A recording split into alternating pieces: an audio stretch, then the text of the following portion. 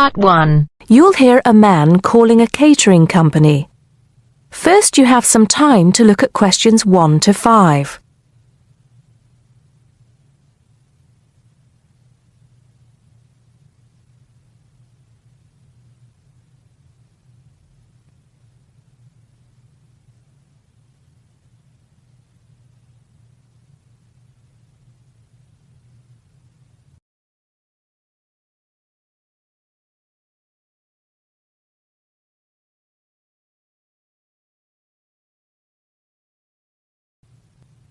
You should answer the questions as you listen because you will not hear the recording a second time. Listen carefully and answer questions 1 to 5. Hello, 5-star caterers. Can I help you? Oh, yes. I spoke to you an hour ago about the arrangements for our end-of-term party. Oh, that's right.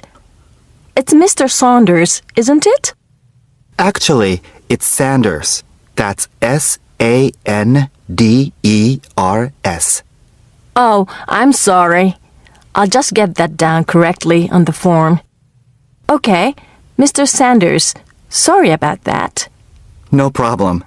Well, I've got the details you asked for, so I thought I should call you back quickly and book. Good. Let's fill in the form, shall we? Great. First of all, can you give me a telephone number? Somewhere where you can be contacted during the day. Yes, it's 445-6786.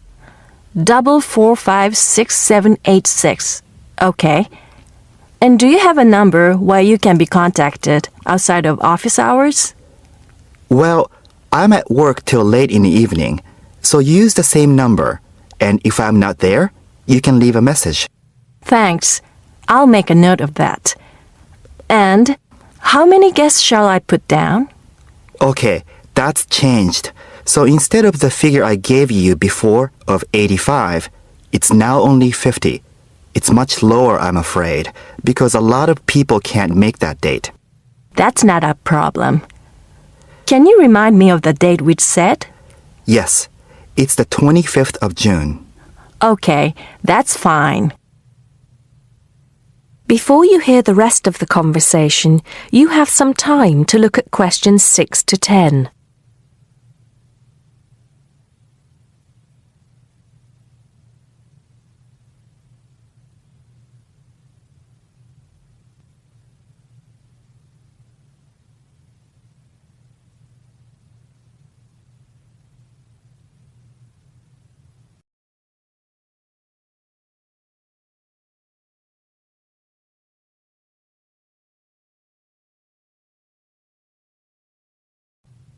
Now listen and answer questions 6 to 10. Now, did you have the chance to look at the tables on the website? Yes, I did. And I think the rectangular tables would be good. The long, thin ones. Yes, you could have 2 of those. The only problem is that they're for 24 people. So, you'd only seat 48 people that way. And if you have 50 guests... Oh, I see what you mean. 2 people would have nowhere to sit. What about the square ones? You'd have the same problem with numbers.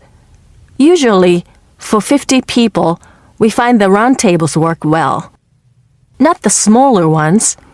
They only seat 6 people. The ones that seat 10, the large ones. So do you think we should have 5 of those? I think that would work well. Okay, that's what we'll do then. Fine. And have you decided on the menu you would like? Yes, I think so. But I wanted to ask you, we talked about having the 3-course meal with waiter service, but in the end, we thought it would be a bit too formal. So that leaves the buffet or the 7-course banquet. How much is a banquet again? £100 a head. That's too much and too formal. The buffet is fine. Okay, so I think I've got everything. We'd need a deposit of 50% of the total. Right. What's the total? Just a minute. Yes, it's £30 a head times 50. So that's £1,500. 50% of that would be $750 now, with the balance due another $750 on the day. Great. I'll call in tomorrow if that's okay. I can pay you the deposit then. We'll look forward to seeing you tomorrow then. Okay. Thanks a lot. Goodbye. Goodbye. That is the end of part 1. You now have half a minute to check your answers.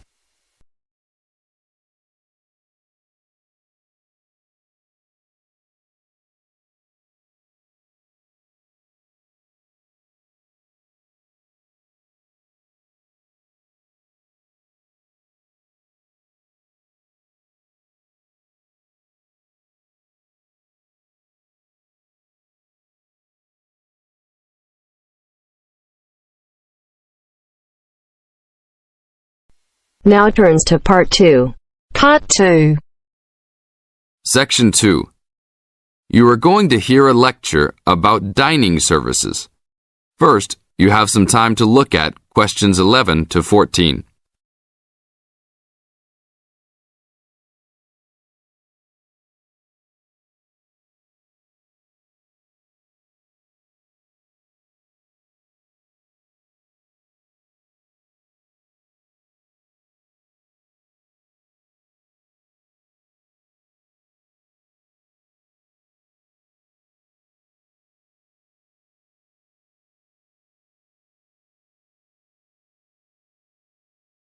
Now listen to the tape and answer questions 11 to 14. Welcome to the Dining Commons. This is the newest facility on campus, and I'm proud to say, also one of the best. I know that all university students miss eating home-cooked food. Well, this year, we are hoping to provide students with food and services that will make you feel at home, even without your family. The administration has been listening to the voice of the students. Students gave us frequent suggestions last year as to how we could improve the university. One of the most frequent suggestions was improving the dining options. We have been working hard all summer to come up with ideas that will make student life in the dormitories more pleasant. One of the new options we are offering in the dining facilities is variety in student meals. Last year, there was a set menu for every dinner, so if students didn't like the food, there was no choice. Students had to eat whatever was served. But this new dining facility has 3 completely unique areas, each with a different theme. At every meal, there will be 3 options for students to choose from. For example, there might be Italian food at station number 1, which might consist of pizza and pasta. At station number 2, there would be American food, consisting of hamburgers and hot dogs. At station number 3, there could be vegetarian soups and salads, accommodating all the vegetarians. We hope that with the greater selection of food, all students will find something to their liking. Now look at questions 15 to 20.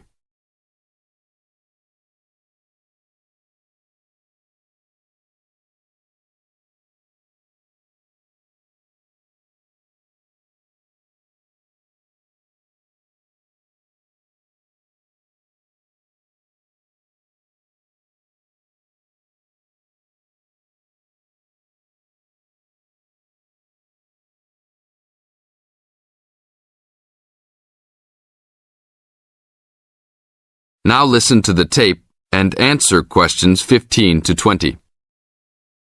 Not only will students have more options, the food will also be better. Each section of the facility will have a head chef. These are real chefs that have been trained in culinary school and have been hired specifically by the school to work in the dining facilities. All of the chefs have a speciality. The school is hoping that these chefs will prepare better tasting and more nutritious food. Every student will be able to make suggestions and also give their input as to which menus taste better. Last year, many students complained that the dining facilities didn't have very convenient hours. This year, we hope to change that. We will open for breakfast at 6 a.m. to accommodate all the early risers. In the evenings, we will open until midnight for all the students that like to go for a late night snack. The afternoons will still remain closed, but we will have a student store open that will provide all students with drinks and fruit. The student store will be open every day from 2 p.m. to 5 p.m. Every student that has paid full tuition and dormitory fees has already paid for their dining facility fees. Students can eat at any time and in any amount for free. If you are a student that does not live in a dormitory, you can still purchase a dining facility card. This card will entitle you to the full services of the dining facility. This card is available only for students and is not open to the general public. If you are not a student and wish to dine here, you must purchase meals at the door. There are a few rules to follow. Even though we do not limit the amount of food that can be taken, we do not want students to waste food. Please do not take more than you can eat. Also, every student must clean his or her own trays and plates. We will provide plates and trays for student use, but please do not abuse these items. Please do not leave your plates on the tables. Your parents are not here to clean up after you anymore, so I hope all students will be responsible. Thank you for your attention and enjoy the upcoming year. That is the end of part 2. You now have half a minute to check your answers.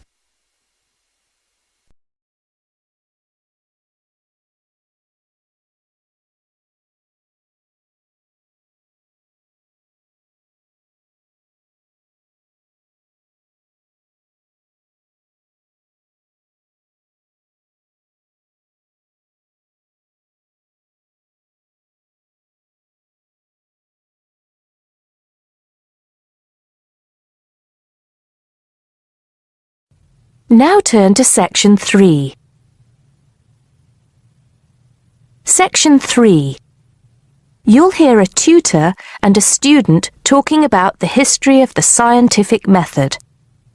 First, you have some time to look at questions 21 to 25.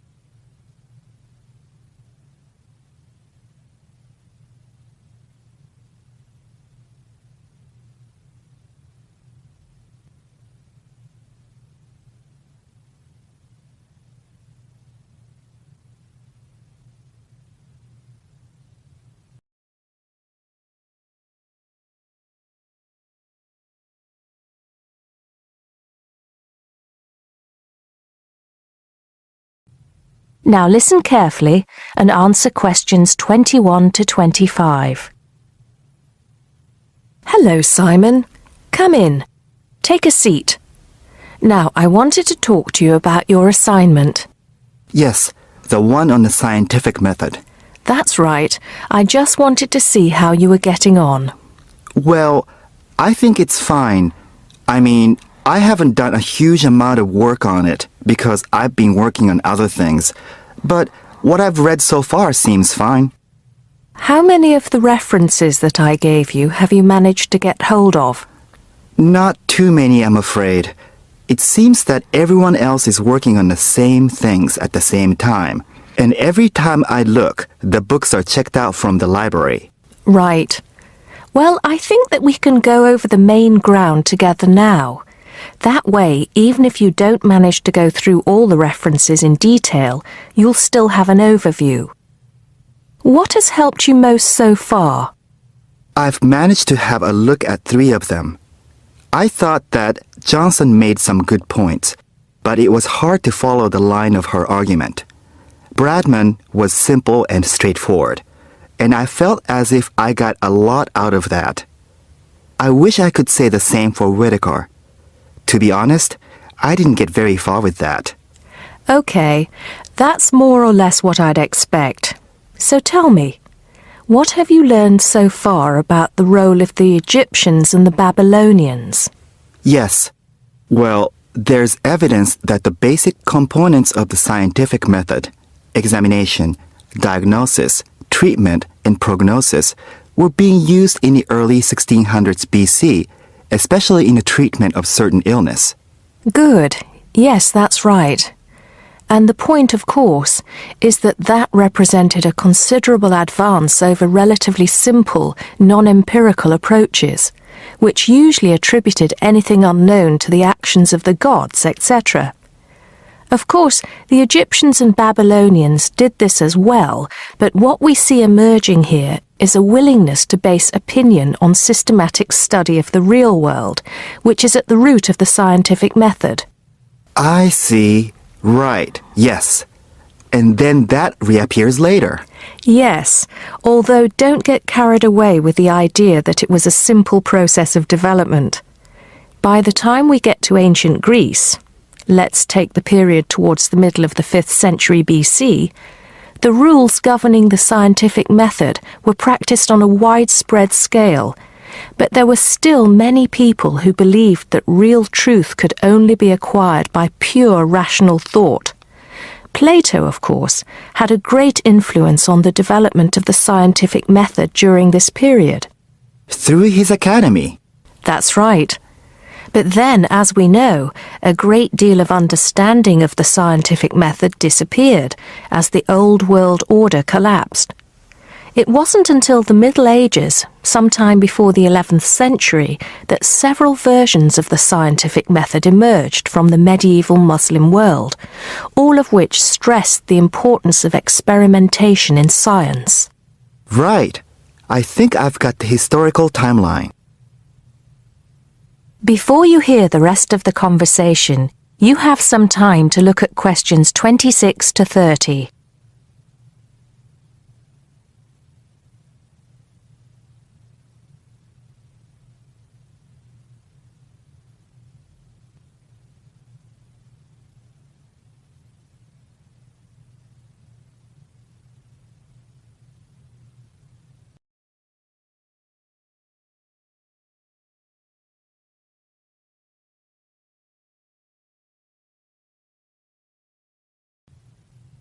Now listen and answer questions 26 to 30. The other thing I'm struggling with slightly is actually pinning down precisely what we mean by the scientific method. I wonder if you could give me some pointers on that. Sure.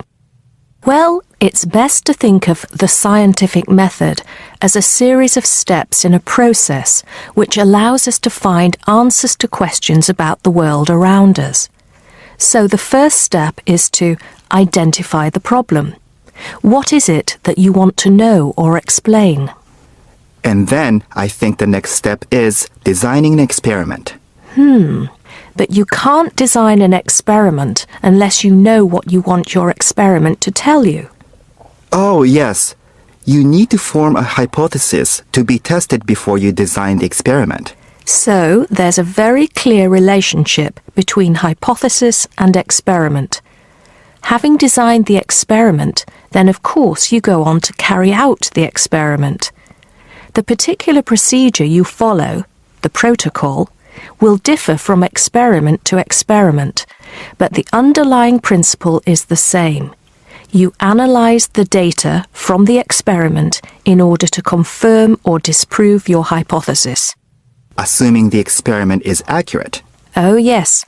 If there's anything unusual about the data, or if the results are at all surprising, then you need to ask yourself whether the experiment could be flawed and whether the data could be unreliable. If the answer is yes, then it may be necessary to modify the experiment and go through the process again.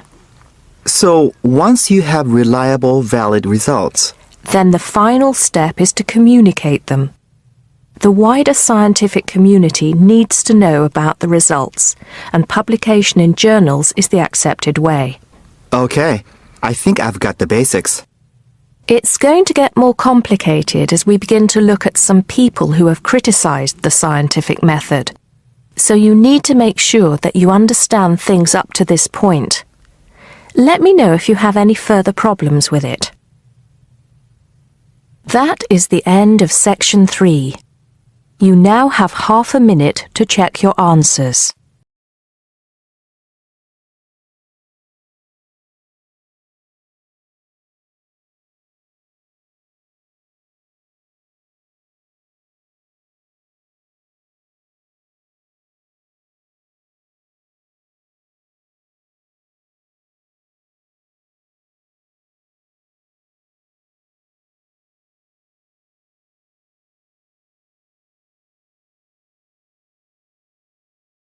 Now turn to Section 4.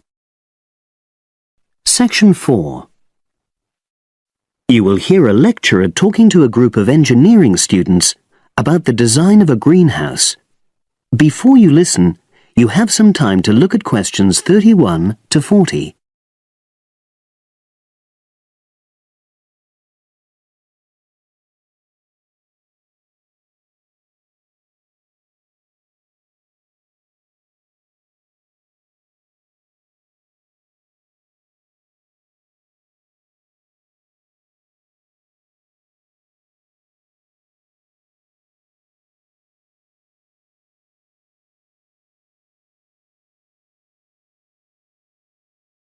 Now listen and answer questions 31 to 40. Good afternoon. This is the first of a series of lectures I'll be giving about engineering for sustainable development. I'll be presenting examples of engineering projects from a variety of contexts, and today I'm going to talk about a project to design a new kind of greenhouse for use in the Himalayan mountain regions. First of all, I'll tell you about the problem which was the context for this project. In the Himalayan mountains, fresh vegetables and other crops can only be grown outside for about 90 days during the summer, because the altitude of the region is around 3,500 meters, and because the rainfall is so low. In winter, temperatures fall below minus 25 degrees centigrade, so fresh vegetables have to be imported. They arrive by truck in summer or by air in winter, which makes them expensive. Local people rely on dried leafy vegetables and stored root crops during the winter, and rarely eat fresh vegetables. But despite the sub-zero temperatures, the skies over the region are cloudless, and there are over 300 sunny days per year. So, an engineering solution was needed to exploit the sun's energy and protect locally produced plants from freezing during winter. And in fact, there had been programs in the past to provide greenhouses, but these were unsuccessful. The greenhouses weren't adapted for local conditions, so they tended to fall into disuse. So, a few years ago, a project was initiated to design a better greenhouse, one which would meet the criteria for sustainability.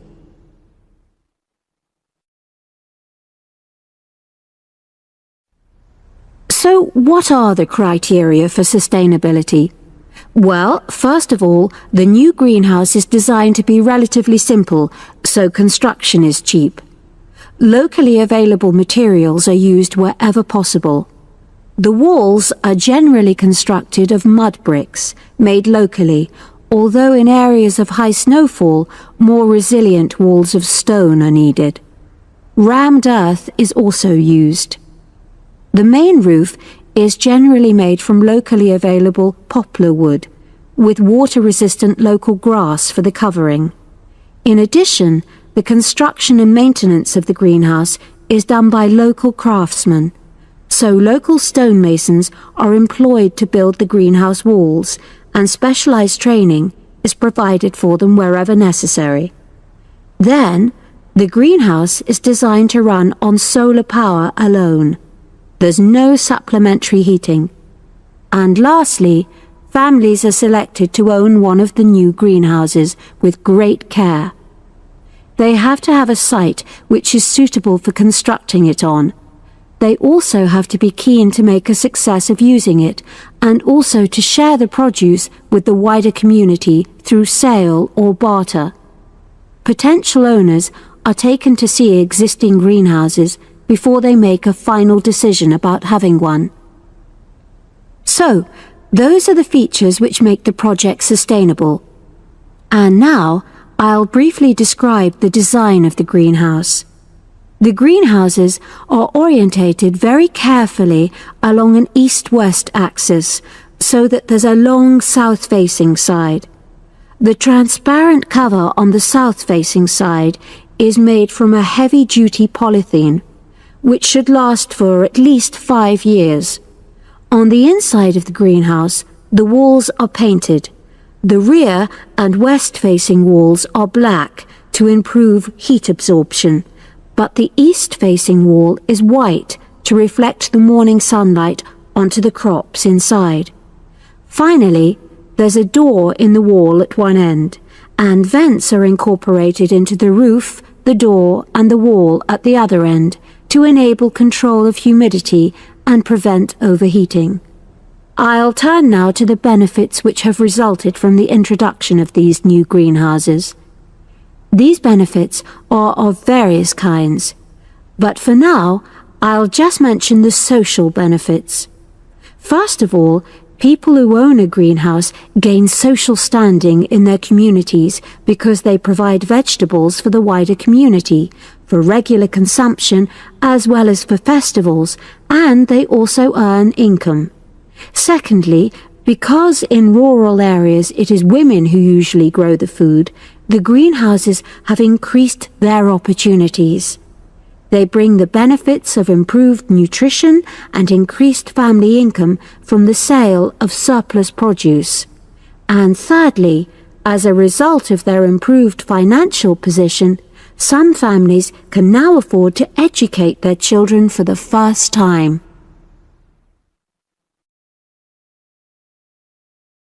That is the end of section 4. You now have half a minute to check your answers.